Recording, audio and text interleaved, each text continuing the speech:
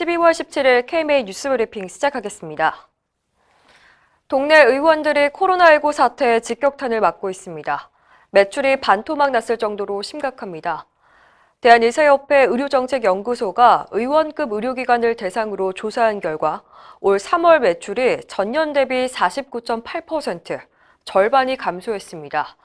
특히 코로나19 환자 발생 등의 이유로 휴업을 한 의원이 23%나 됐는데요. 휴업 기간 동안 매출액이 기관당 2천만 원씩 줄어들었습니다. 여기에 직원들의 유급휴가 등으로 기관당 평균 336만 원의 추가 비용까지 발생했습니다.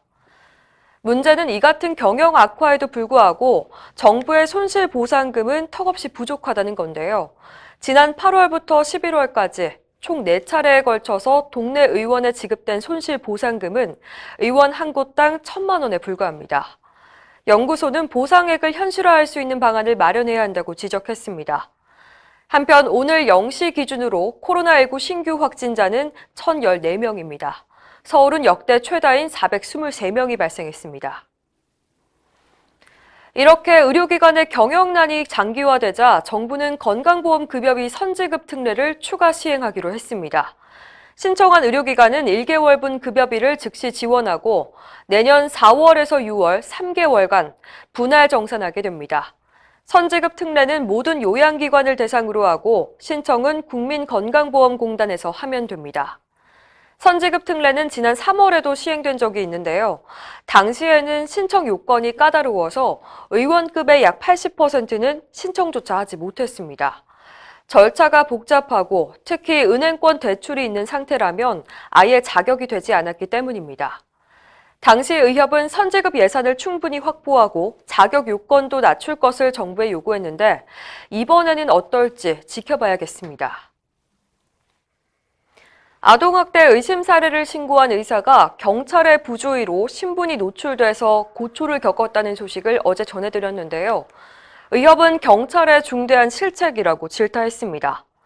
의협은 어제 성명을 통해서 아동학대 조기 발견을 위해선 의료진의 적극적인 신고가 필요한데 경찰이 신고자의 신분을 노출시켜서 보복 위협에 처하게 했다고 지적했습니다.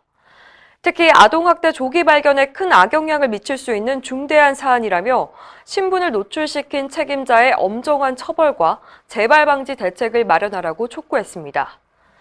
이 사건은 국회에서도 문제를 제기했는데요. 더불어민주당 신현영 의원은 의료기관의 아동학대 신고 시스템을 근본적으로 바꿔서 신고자의 정보가 노출될 가능성을 원천적으로 차단해야 한다고 강조했습니다. 구사 의정 합의 이후 3개월 만에 의협과 보건복지부가 만나서 의정협의체 첫 회의를 가졌습니다. 어제 열린 회의에서는 최근 논란이 된 코로나19 현장에 전공의를 동원하는 문제가 논의됐는데요. 의협은 당사자의 동의를 전제로 자율적으로 추진해야 한다는 입장을 분명하게 했습니다.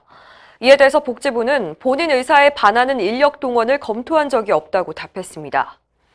특히 자발적인 의사를 밝히더라도 현행 규정상 전공의는 수련병원을 제외한 다른 의료기관에서는 근무할 수가 없는데요.